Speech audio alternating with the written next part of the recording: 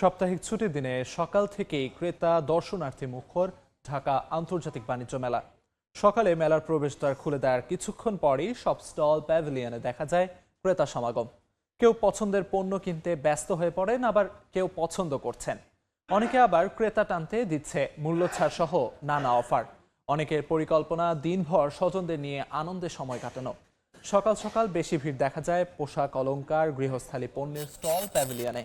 সপ্তাহের অন্য দিনের তুলনায় সাপ্তাহিক ছুটির দিনে বেচাকেনা কয়েক গুণ বেশি হবে বলে আশা বিক্রেতাদের।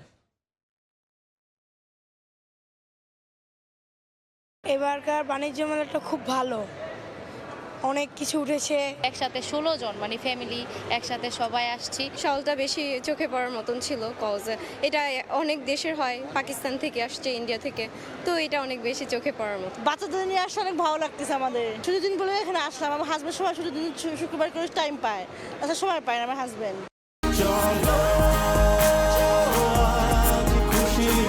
40 বছর ধরে অসংখ্য খুশির মিছিলে ছিল আইডিএলসি, থাকবে আগামীতেও।